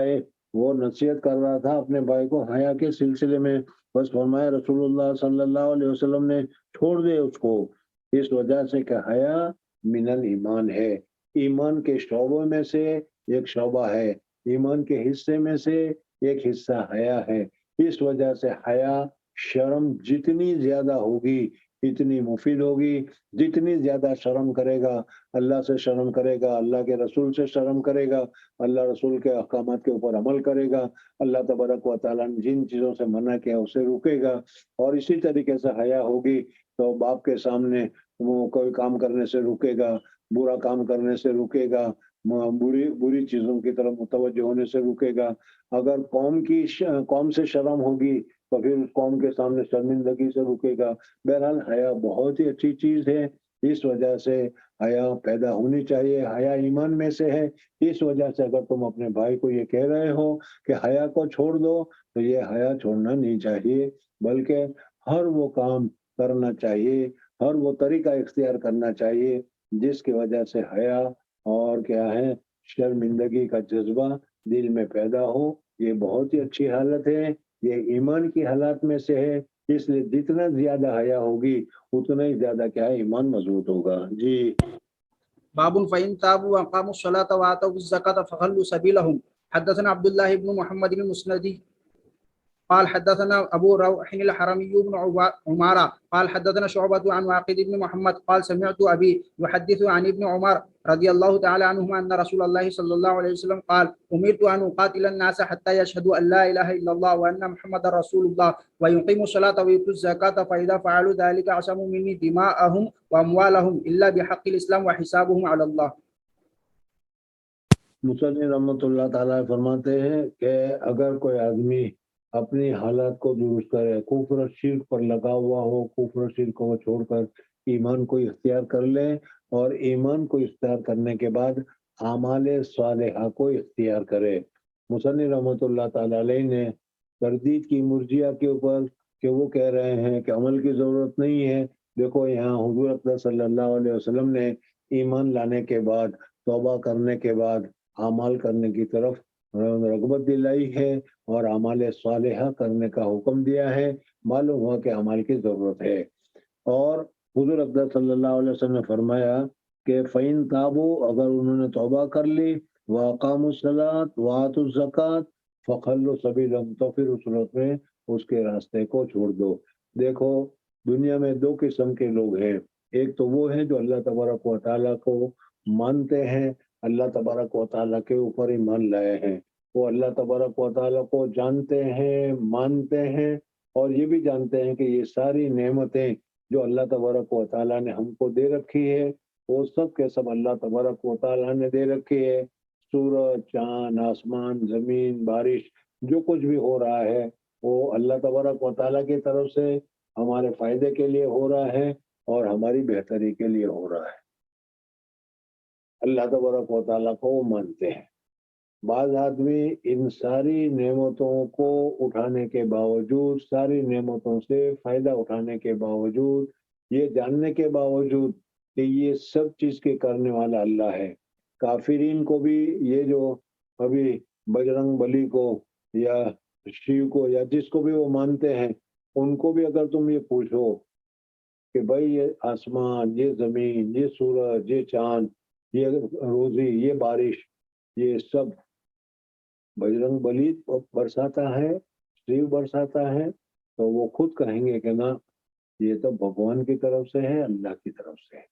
یعنی وہ بھی جانتے ہیں کہ اللہ کی طرف سے ہے، لیکن اس کے باوجود اللہ تبارک و تعالیٰ کے احسان کو نہیں مانتے اور اللہ تبارک و تعالیٰ کے ساتھ شرک کرتے ہیں اور اللہ تبارک و تعالیٰ کے ساتھ وہ کیا ہے عبادت میں دوسرے کو شریک ٹھہراتے ہیں۔ حضور اکرم صلی اللہ علیہ وسلم نے فرمایا کہ مجھے اللہ تبارک و تعالیٰ نے اسی لیے دنیا میں بھیجا کہ میں لوگوں کو صحیح راستہ دکھلاؤں، کہ صحیح راستہ یہ ہے کہ جس خدا نے تم کو پیدا کیا، جو اللہ تمہارے اوپر یہ نعمتیں برسا رہا ہے، جو اللہ اس نے تمہارے لیے سارے کام کیے ہیں، وہی خدا عبادت کا حقدار ہے، اسی خدا کی عبادت کرنی چاہیے۔ اگر لوگ مان گئے، ایمان لے آئے تو بہت اچھی بات ہے، اور اگر نہ مانا اور کیا ہے کفر پر اڑے رہے اور کسی صورت میں بھی وہ ماننے کے لیے تیار نہیں ہے، تو ہمارے یہاں حکم یہ ہے کہ ایسے آدمی کو کہے کہ ایمان لے آؤ، ایمان لے آؤ گے تو تم ہمارے بھائی بن جاؤ گے، جو تمہارا حق ہے وہ ہمارا حق ہے، جو ہمارے لیے ہے وہ تمہارے لیے ہے، اور اگر تم ایمان نہیں لاتے تو پھر کچھ ٹیکس ادا کرو اور ہمارے اندر ہمارے ماتحت ہو کر جزیہ دے کر زندگی گزارنا شروع کرو۔ اگر یہ منظور ہے تو بھی ٹھیک ہے، اور اگر یہ بھی منظور نہیں ہے تو پھر کیا ہے، ہمارے لیے تمہارے درمیان فیصلہ کرنے والی چیز تلوار ہے۔ عامتاً دیکھا جاتا ہے کہ انسان کے بدن میں اگر کوئی خرابی پیدا ہو جاتی ہے، اگر کوئی پھوڑا پھنسی وغیرہ نکل آتی ہے تو سب سے پہلے تو کیا ہے، کسی دوائی کے ذریعے سے، کسی چیز کے ذریعے سے اس کی اصلاح کی جاتی ہے۔ اگر اس کے ذریعے سے اصلاح ہو گئی تو بہت اچھی بات ہے، اب آگے کچھ کرنے کی ضرورت نہیں ہے۔ لیکن اگر دوائی کے ذریعے سے بھی اصلاح نہ ہو تو پھر دوسرا درجہ یہ ہوتا ہے کہ اس کو کاٹ کر آپریشن کر کے اس کو درست کرنا پڑتا ہے، اس لیے کہ یہ جو مواد فساد پیدا ہو گیا ہے، یا یہ جو خرابی پیدا ہو گئی ہے، یہ جو کیا ہے پک گیا ہے، اس کو اگر اسی طریقے سے رہنے دیں گے تو دوسرے صحیح اعضاء کو بھی وہ خراب کرے گا اور اپنے یہ خرابی کو متعدی کر کر پورے بدن کے لیے نقصان کا سبب بنے گا اور پورا بدن سڑ جائے گا۔ اس وجہ سے ڈاکٹر اس مرض کو، اس جگہ کو جو ناقابل رہنے کے قابل نہیں ہے، اس کو نکال کر آپریشن کر دیتے ہیں اور رکھ دیا جاتا ہے۔ تو اسی طریقے سے یہ ناشکرے لوگ جو اللہ کی نعمتوں کو کھاتے ہیں، اللہ کی نعمتوں سے فائدہ اٹھاتے ہیں، اللہ تعالیٰ کی دی ہوئی نعمتوں کو استعمال کرتے ہیں، لیکن اس کے باوجود اللہ تبارک و تعالیٰ کی طرف متوجہ نہیں ہوتے، ان کو اب یہ راستہ بتایا گیا کہ اللہ کو مانو، یہی صحیح راستہ ہے، لیکن اگر نہیں مانتے تو ٹیکس دے کر، جزیہ دے کر رہو، اگر یہ بھی منظور نہیں ہے تو پھر دنیا میں کیا ہے، تلوار ہی تمہارے لیے فیصلہ کونے، آپریشن کے بغیر اب چارہ کار نہیں ہے، اس وجہ سے اب آپریشن کرنا پڑے گا۔ تو حضور اکرم صلی اللہ علیہ وسلم فرمائے کہ اللہ تبارک و تعالیٰ نے مجھے حکم دیا، یہاں پر کیا ہے، حضور اکرم صلی اللہ علیہ وسلم فرماتے کہ امیر تو مجھے حکم دیا گیا۔ ظاہر بات ہے کہ حضور اکرم صلی اللہ علیہ وسلم کو حکم دینے والے حضور صلی اللہ علیہ وسلم سے بڑھ کر ہی کوئی ذات ہونی چاہیے، اس لیے کہ حضور اکرم صلی اللہ علیہ وسلم سے نچلے درجہ کا آدمی اپنے بڑے درجے کے آدمی کو حکم نہیں دے سکتا، چھوٹا بھائی اپنے بڑے بھائی کو حکم نہیں دیتا، ہاں بڑا بھائی چھوٹے بھائی کو حکم دے سکتا ہے۔ تو اسی طریقے سے حضور اکرم صلی اللہ علیہ وسلم نے فرمایا کہ امیر تو میں حکم دیا گیا ہوں، تو معلوم ہے کہ اللہ جل جلالہ وہ امن والوں کی طرف سے مجھے یہ حکم دیا گیا ہے، امیر تو اقاتل الناس، کہ لوگوں کے ساتھ میں مقاتلہ کروں۔ اسلام میں مقاتلہ کرنا یہ اس کے لیے بھی شرائط ہے، اس کے لیے بھی طریقہ ہے جو میں نے ابھی تمہارے سامنے بتایا، کہ سب سے پہلے ان کو دعوت دو کہ اسلام کو قبول کر لو، ایمان کو قبول کر لو، اللہ کے وحدانیت کو مان لو۔ اگر مان لیتا ہے تو پھر وہ اس کا خون ہمارے خون کی طرح، اس کا مال ہمارے مال کی طرح محفوظ ہو جاتا ہے، اور اگر نہیں مانے تو پھر جس جادو نہیں پھر اس کے لیے بھی تیار نہ ہو تو پھر اس صورت میں اقاتل الناس کا حکم دیا گیا ہے، حتی یشہدوا ان لا الہ الا اللہ وان محمد رسول اللہ ویقیموا الصلاۃ۔ ایمان کے بعد اب اعمال کی ضرورت ہے کہ آدمی مسلمان ہے، وہ کیسے پتہ چلے گا؟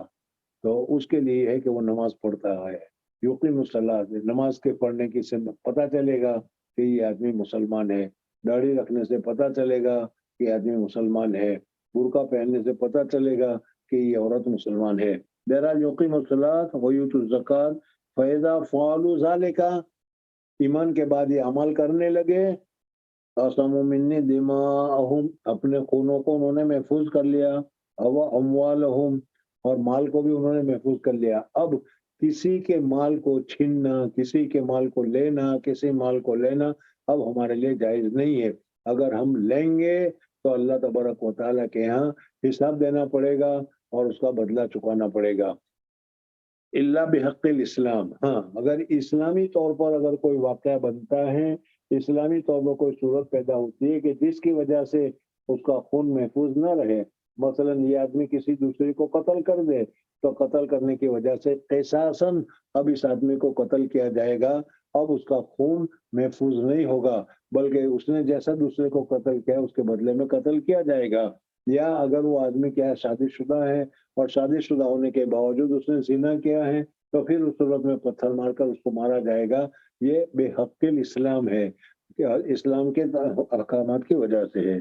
وہ حسابہم علی اللہ، اور ان کا حساب اللہ تبارک و تعالیٰ کے اوپر ہے، اللہ چاہے تو اس کو معاف کرے، اللہ چاہے تو اس کو معاف نہ کرے۔ جی باب من قال ان الايمان هو العمل لقول الله تعالى وتلك الجنة التي اورثتموها بما كنتم تعملون، وقال عدة من اهل العلم في قوله تعالى فوربك لنسألنهم اجمعين عما كانوا يعملون عن قول لا اله الا الله، وقال تعالى لمثل هذا فليعمل العاملون۔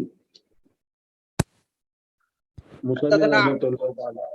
کیا ہوا کیا ہوا؟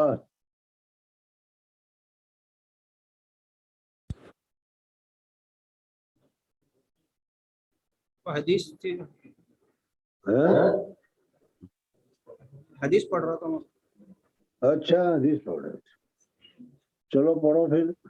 حدثنا احمد بن يونس وموسى بن اسماعيل قال حدثنا ابراهيم بن سعد قال حدثنا ابن شهاب عن سعيد بن المسيب عن ابي هريره رضي الله تعالى عنه ان رسول الله صلى الله عليه وسلم سئل اي العمل افضل فقال ايمان بالله ورسوله، قيل ثم ماذا؟ قال الجهاد في سبيل الله، قيل ثم ماذا؟ قال حج مبرور۔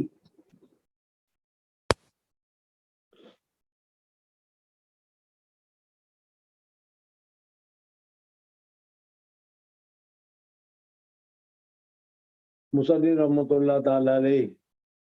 مرجیہ پر رد کر رہا ہے۔ مرجیہ تو کہتا ہے کہ لا الہ الا اللہ یقین یا دل میں ایمان کو تم نے قبول کر لیا،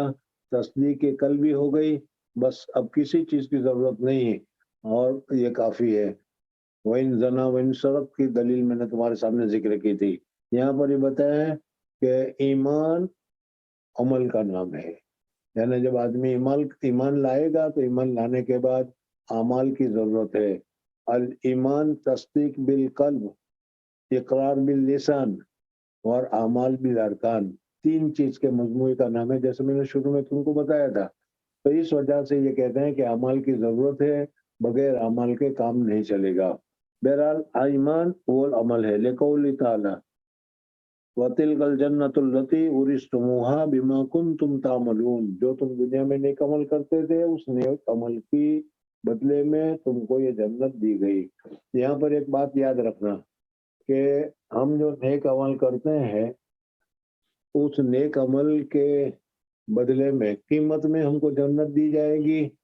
یہ صحیح ہے یا یہ غلط ہے؟ اولاً تو یہ ہے کہ جنت اللہ تبارک و تعالی اپنے فضل سے عطا کرے گا، اللہ تبارک و تعالی اپنے کرم سے عطا کرے گا، اللہ تبارک و تعالی اپنی طرف سے عطا کرے گا۔ جس کو بھی جنت عطا کرے گا وہ اللہ اپنے فضل سے عطا کرے گا۔ ہمارے اعمال اور عمل کے بدلے میں ہم کو جنت نہیں ملتی، نہیں مل سکے گی۔ यहूदियों का एक बहुत बड़ा आलिम है, उसका इंतकाल हो गया। अल्लाह तबारक व तआला ने कहा कि उसने फजल से इसको जन्नत में ले जाओ। तो उसने कहा या अल्लाह 900 साल तक या 500 साल तक मैंने एक पलक झपकने के बराबर भी मुखालिफत नहीं की, गफलत नहीं बरती, नेक अमल किए, क्या अब भी आपके फजल से मैं जन्नत में जाऊंगा? बल्कि मेरी इस इबादत की वजह से मुझे जन्नत मिलनी चाहिए।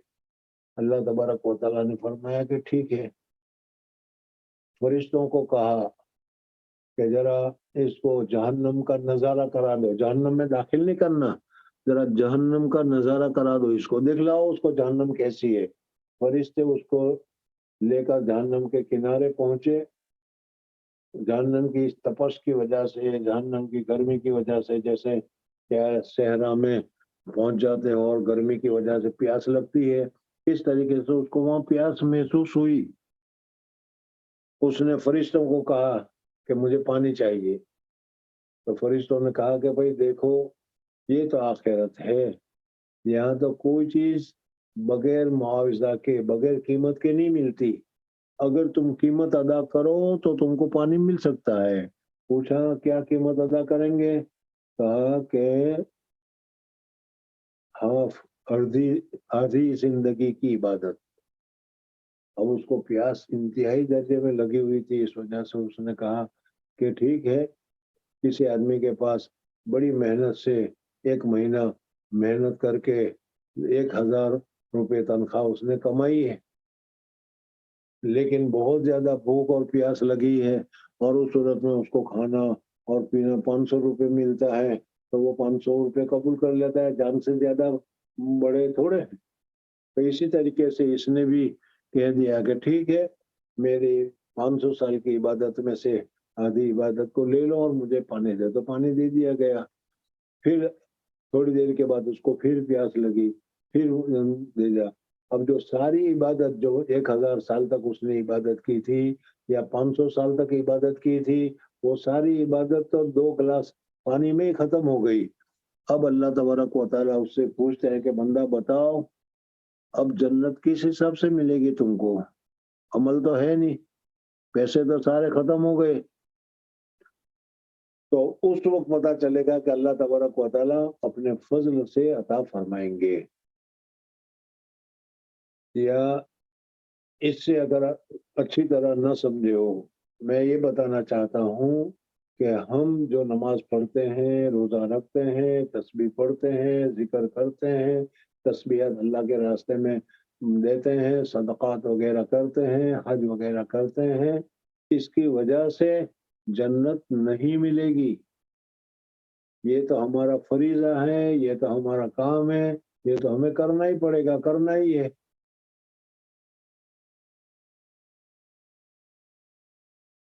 एक आदमी है, तुम उसके घर जाते हो, वो तुम्हें दावत खिलाता है, वो तुम्हें चाय पिलाता है, तो जाहिर बात है कि अब तुम्हारे लिए उसका शुक्रिया अदा करना लाजिम और जरूरी हो गया, इसलिए कि उसने तुम्हारे पर करम किया है, तुम्हारे पर एहसान किया है। शुक्रिया अदा करोगे कि नहीं? जाहिर बात है कि जरूर शुक्रिया अदा करेंगे।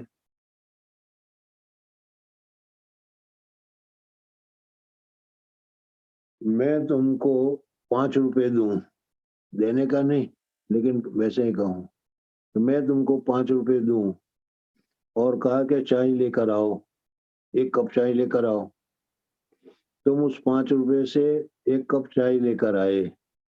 और चाय लाकर मेरे सामने रखी। समझ में आ गया?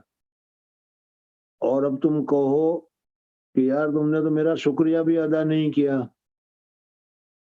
तो मैं कहूंगा कि नहीं किस चीज पर शुक्रिया अदा करूं? पैसे मैंने दिए, चाय मैंने मंगवाई, तो किस किस पर शुक्रिया अदा करूं? तुमने अपनी तरफ से पिलाया होता तो कोई बात शुक्रिया की भी थी। समझ में आ गई बात अच्छी तरह या नहीं? तो अल्लाह जल्ल जलालहू अमन वालों ने हमें अज़्व दिए, अल्लाह जल्ल जलालहू ने हमें दिल दिया, अल्लाह जल्ल जलालहू अमन वालों ने हमें काम करने का जज्बा दिया। ये सब अल्लाह की तरफ से मिला है। اور ہاتھ اللہ کے، پاؤں اللہ کے، بدن پورا اللہ کا. سمجھ میں آ گیا؟ اب اگر اللہ تعالیٰ کے اعضاء کو ہی، اللہ کے مال کو ہی اللہ کے راستے میں خرچ کیا تو اس کے بدلے میں سے معاوضہ مانگنا یہ کون سی عقل مندی کی بات ہے؟ 5 روپے مجھ سے لیے، اسی پیسے سے چائے لائے اور اسی چائے کو مجھے پلایا اور پھر کہتے میرا شکریہ ادا کرو. کیا شکریہ ادا کیا جائے گا؟ ارے سمجھ میں آیا کہ نہیں؟ تو اسی طریقے سے اللہ تبارک و تعالیٰ نے جو عضو ہمیں دی، جو بدن ہمیں دیا، اس بدن کو ہم نے استعمال کیا، اللہ تبارک و تعالیٰ کے حکم کے مطابق عبادت کی، تو پھر اس صورت میں اس عبادت پر ہم کو جنت مانگنے کا کوئی حق نہیں ہے، بلکہ اللہ تبارک و تعالیٰ اپنے فضل سے ادا کرے گا. لیکن ہاں ایک بات ضرور ہے. اب پھر تم یہ کہو، اس لیے کہ الٹی سمجھ تو رکھتے ہی ہو، یہ کہو کہ پھر تو عمل کرنے کی کیا ضرورت ہے؟ جب عمل سے جنت نہیں ملتی تو پھر عمل کی ضرورت کیا ہے؟ تو اس کا جواب یہ ہے کہ اللہ جل جلالہ اپنا فضل کرے گا، اپنا کرم کرے گا اسی پر جو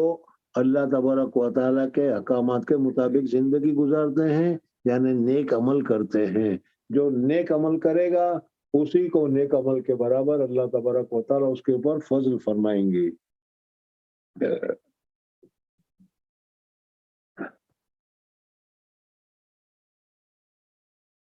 باب من قال ان الایمان هو العمل، ایمان وہی عمل ہے. میں نے ابھی بتایا تھا کہ ایمان، عمل، دین، شریعت، یہ امام ابو بخاری رحمۃ اللہ علیہ کے نزدیک سب مترادفات میں سے ہے، ایک دوسرے پر اس کا اطلاق ہو سکتا ہے. لیکو تعالیٰ وتلک الجنت التی اورثتموها، یہ وہ جنت ہے کہ جو تم کو اس کو وارث بنایا گیا، بما کنتم تعملون، جو دنیا میں تم عمل کرتے تھے اس کی وجہ سے. وقال عدۃ من اہل العلم فی قوله تعالی، اور بعض اہل علم کے لوگوں میں سے بعضوں نے کہا، شمار کیا ہے، فوربک لنسألنہم اجمعین اما کانوا یعملون. اور تیسری دلیل بتائی، ان قول لا الہ الا اللہ، وقال تعالی لمثل هذا فلیعمل العاملون. بہرحال عمل کرنا ضروری ہے، بغیر عمل کے کافی نہیں. اس وجہ سے مرجیہ کہتے ہیں کہ عمل کی ضرورت نہیں ہے، یہ صحیح نہیں ہے، عمل کرنا چاہیے. ہر ایک آدمی کو اپنی صلاحیت کے مطابق، اپنی توفیق کے مطابق عمل کرتے رہنا چاہیے. اور اس عمل میں جو اللہ تبارک و تعالیٰ نے ہمارے اوپر فرائض مقرر کیے ہیں، ان فرائض کو تو کسی حال میں بھی، بہت مجبوری کے علاوہ کسی حال میں بھی چھوڑنا جائز نہیں. نماز کسی حال میں بھی نہیں چھوڑنی چاہیے، روزہ کسی حالت میں بھی نہیں چھوڑنا چاہیے. جو اللہ تبارک و تعالیٰ نے ہمارے پر فرض کیا ہے، اللہ تعالیٰ نے واجب کیا ہے، اس کا درجہ بھی وہی ہے. اور پھر حضور اکرم صلی اللہ علیہ وسلم نے جو بتایا ہے وہ بھی کرتے رہنا چاہیے. وہ مکملات ہیں، واجب فرائض میں سے تو نہیں ہے، لیکن حضور اکرم صلی اللہ علیہ وسلم کی سنتوں کو بھی تو آدمی کو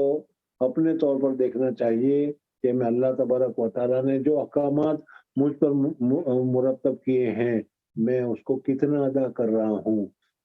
اور کس طریقے سے ادا کر رہا ہوں. جتنا ادا کر رہا ہے، جس طریقے سے ادا کر رہا ہے، اس اعتبار سے اللہ تبارک و تعالیٰ کا فضل، اللہ تبارک و تعالیٰ کا کرم اس کی طرف متوجہ ہوگا اور اللہ تبارک و تعالیٰ اس کو جنت میں جگہ عطا فرمائیں گے. ابی ہریرہ رضی اللہ تعالیٰ عنہ، حضور اکرم صلی اللہ علیہ وسلم سے سوال کیا گیا کہ سب سے بہترین عمل کون سے؟ یہ پہلے میں تمہارے سامنے بیان کر چکا ہوں کہ حضور اکرم صلی اللہ علیہ وسلم کے سامنے جب سوال کیا گیا کون سا عمل افضل ہے، کون سا عمل بہتر ہے، تو حضور اکرم صلی اللہ علیہ وسلم نے کسی کو کچھ بتایا، کسی کو کچھ بتایا، کسی کو کچھ بتایا. تو اس کا جواب یہ ہے کہ حالات کے اعتبار سے، وقت کے اعتبار سے جو اس وقت سب سے زیادہ اچھا ہوگا حضور اکرم صلی اللہ علیہ وسلم نے اس کو بتایا. آدمی کے اعتبار سے، اس کے اعتبار سے جو کام اس کے لیے سب سے زیادہ اچھا تھا، سب سے زیادہ افضل تھا، وہ اس کو بتایا. ایک آدمی آیا، اس کے والدین ہیں اور والدین کی خدمت کرنے والا کوئی نہیں ہے، وہی والدین کی خدمت کرتا ہے. تو حضور اکرم صلی اللہ علیہ وسلم نے فرمایا کہ تیرے لیے والدین کی خدمت کرنا سب سے زیادہ افضل اور بہتر ہے. दूसरा आया तो उसको उसकी हालत के मुताबिक जिक्र किया गया। बहरहाल हुजूर अकरम सल्लल्लाहु अलैहि वसल्लम ने बताया। अब यहाँ पर एक दूसरी बात भी ये याद रखें कि इमाम अबू हनीफा रहमतुल्लाह ताला अलैह और इमाम मालिक रहमतुल्लाह ताला अलैह के नजदीक ईमान के बाद सबसे ज्यादा अफजल, सबसे ज्यादा बेहतर क्या काम है? इमाम अबू हनीफा रहमतुल्लाह ताला अलैह के नजदीक, इमाम मालिक रहमतुल्लाह ताला अलैह के नजदीक ईमान के बाद इल्म सबसे ज्यादा अफजल है। इस वजह से अगर कोई आदमी ईमान के बाद सबसे अच्छे काम पर अमल करना चाहे तो उसको इल्म हासिल करना चाहिए। इमाम शाफी रहमतुल्लाह अलैह फरमाते हैं कि ईमान के बाद सबसे अफजल काम जो है वो नवाफिल का अमल करना है और नवाफिल का पढ़ना है। इस वजह से इमाम शाफी रहमतुल्लाह अलैह फरमाते हैं कि ईमान के बाद आदमी को नवाफिल की तरफ मुतवज्जह होना चाहिए, नफल नमाजें पढ़ते रहना चाहिए। हजरत इमाम अहमद इब्न हंबल रहमतुल्लाह ताला अलैह के नजदीक ईमान के बाद सबसे ज्यादा अफजल जो है वो जिहाद है। इस वजह से इमाम अहमद इब्न हंबल रहमतुल्लाह अलैह फरमाते हैं कि ईमान के बाद जिहाद की तरफ मुतवज्जे हो जाना चाहिए। बहरहाल बात इसमें ये बता रहा था कि हुजूर अकरम सल्लल्लाहु अलैहि वसल्लम ने अफजल अमल, अफजल काम, अफजल चीज जो बताई है, सहाबा किराम ने मुख्तलिफ जगह पर सवाल आएगा, हुजूर सल्लल्लाहु अलैहि वसल्लम किसी को बताएंगे कि माँ बाप की खिदमत करना अफजल है, किसी को बताएंगे कि क्या है नमाज पढ़ना अफजल है, किसी को बताएंगे कुछ, किसी को कुछ बताएंगे कुछ। तो इसका मतलब ये है कि हुजूर सल्लल्लाहु अलैहि वसल्लम ने या था जमाने के एतबार से उसको को सबसे ज्यादा अफजल था, इस वजह से वो जिक्र किया। उस आदमी के लिए सबसे ज्यादा अफजल वो चीज थी, इस वजह से हुजूर अकरम सल्लल्लाहु अलैहि वसल्लम ने उसको जिक्र किया। अन अबी हुरैरा रज़ियल्लाहु ताला अन्हु के सवाल किए गए, अय्युल अमल अफजल, कौन सा अमल सबसे ज्यादा बेहतर है? वकाला ईमान बिल्लाह व रसूलिही, ये तो सबसे ज्यादा अफजल है। ईमान के बगैर तो अल्लाह और रसूल के ऊपर ईमान के बगैर तो चाराकार है ही नहीं। मैंने पहले बताया था, किताबुल ईमान में आया था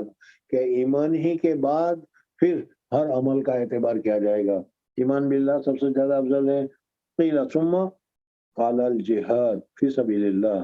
क़ील सुम्मा माज़ा क़ाल अल हज्ज मबरूर, हज मबरूर, हज मकबूल, ऐसी हज के जिसमें बिर और भलाई ही भलाई की गई हो, ऐसी हज के जिसमें किसी किस्म का कोई गुनाह, इस्यान, नाफरमानी वगैरह न की गई हो, ऐसी हज को हज मबरूर से ताबीर करते हैं। बहरहाल मैंने अभी बताया कि इमाम अबू हनीफा रहमतुल्लाह अलैह के नजदीक ईमान के बाद इल्म अफजल है, इमाम मालिक भी इनके साथ है, इमाम शाफी के नजदीक नवाफिल अफजल है और इमाम अहमद इब्न हंबल के नजदीक जिहाद अफजल है। अल्लाह तबारक व तआला हमें कामिल ईमान और ईमान के जो तकाजे हैं उस तकाजे को पूरा करने की सआदत और तौफीक नसीब फरमाए। अब आप हजरत के यहाँ पहली जिल्हज्जा होगी नहीं? के बाद इसके बाद बंद कर दे दो।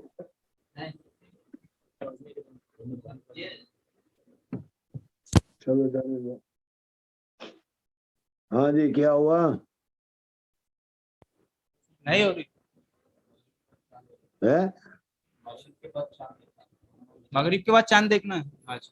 अच्छा, मगरिब के बाद चांद देखना है। तो आज सऊदीया वालों ने तो देख लिया मेरा ख्याल से, नहीं? जी देख। अच्छा अच्छा, ये जिल्हज के 10 दिनों की बहुत फजीलत है। वल फज्र व लयालिन नशरिन, और रातों की भी बड़ी फजीलत है। घर जाने की तैयारी में मसरूफ मत होना, बल्कि जरा मामूलात की पाबंदी कर लिया करना। अरफा का रोजा रखना 2 साल की इबादत का सवाब है जी इंशाअल्लाह। अस्सलामु अलैकुम।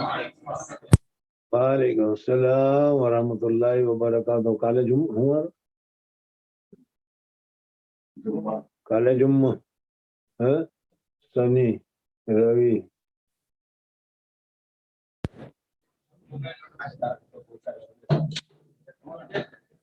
اور نور الحق بنارس سے کون છે ચાલુ કરી દો બધા એ તો પહેલા એડ થઈ જાય ને